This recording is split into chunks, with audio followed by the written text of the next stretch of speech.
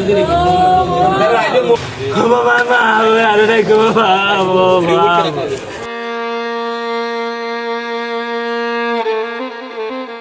বাজে আর ওরি যখন কেটি ঘরে গিয়ে যখন মানা করতে গিয়ে তখন হতে কেটি তোমরা নগর্য তোমরা তো টানাই মানা করছে খেয়ালা করছি নগর্য টানা টানা বাদ দাস জায়গা টাই জোর করে খেতে গিয়ে তোর জায়গা হয়ে তখন বেশি ব্যবহার খারাপ করছি এটারে মানে জামা ফাটা মতো জহুরের কালো তারা ব্যবহারই খারাপ করার পরে তোরা এটা খবর দিম দে তোরা এটা দেখা নাবি তোরা খবর দি ফেলাই দে খবর এটা বোধা জিয়া হয়তো দেন নাই টিয়ারা ভাঙে আয় না 5টা কুমাইছে মাথা তুলে একটু তারপর আর দুজনে দুমিকে দড়ি ফেলাইয়া বেড়ি হাল দয়ার বউ জি ফাতমা ধরিয়ে না আর দুজনের একে মজা ফেলাইয়া আর কুয়া সারি ফেলাই লারা তারপর শেষকে মারি এটা আরো মাঝে নলা চাই না বাড়ি গেছি তারপর ভরি গিয়ে ডুলিয়ে আর মারি না আর যখন চাই সিগি দিয়ে গাছ ধরিয়ে না আর ওর ফোঁড়া দিয়ে মেজে দেবে জি মগজ নিয়ে নেলি গিয়ে ইয়া তুগা ইয়া গোড়া নেলি গিয়ে নেলি গিয়ে আজকে প্রায় দীর্ঘদিন ধরে মানে 2019 সাল থেকে তাদের সাথে আমার বাড়ির সীমানা নিয়ে আমার বসত বিটার সীমানা নিয়ে আজকে প্রায় 5 বছর ধরে দ্বন্দ্ব চলে আসতেছে।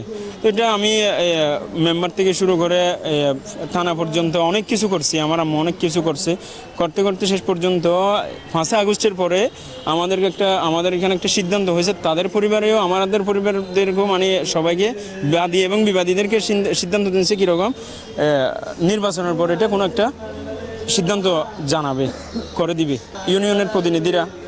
তারপর এরপরে গিয়ে আজকে আবার নাকি তারা বেড়া দিতে আসছে, বেড়াতে যখন দিতে আসছে তখন আমার আম্মু গিয়ে বাধা দিছে।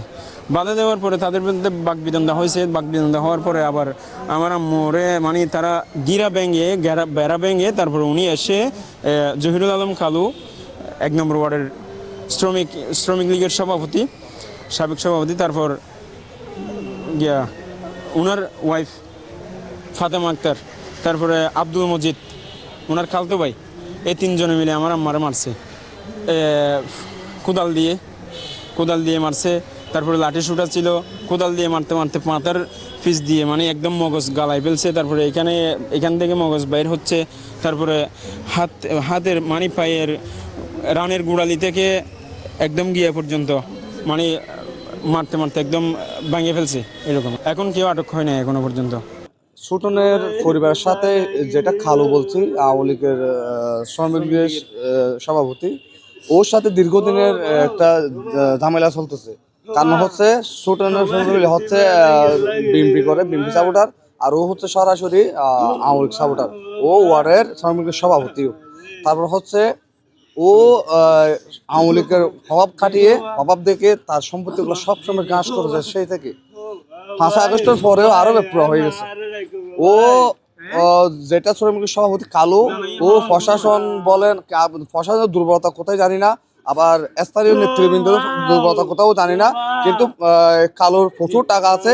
এই প্রচুর টাকার কারণে প্রশাসন বলেন নেতৃবৃন্দ সবাই অসহায়।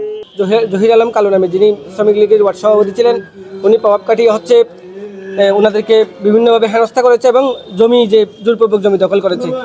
দীর্ঘদিনের মীমাংসিত এই বিষয়গুলো নিয়ে ঝগড়া বেঁধেছিল। পরবর্তীতে এটা প্রশাসন কর্তৃক একটা মীমাংসা পর্যায়েও গিয়েছিল, কিন্তু উনি কোনোভাবেই মানে না। উনি মানুষকে ম্যানেজ করে উনি বারবার জোরপূর্বক জমি দখল করতে যায়। তারই প্রেক্ষিতে সকালে যখন সে জোরপূর্বক জমিতে আবার ওই বেড়া দেওয়ার জন্য চেষ্টা করছে, তখন স্টুডেন্টের আম্মু ওনাকে বলছে যে এটা তো মীমাংসিত বিষয়, বারবার কেন ঝগড়া করতেছেন। এইটা বলার পরেই সে কালু ক্ষিপ্ত হয়ে ওনার উপরে আক্রমণ করেছে।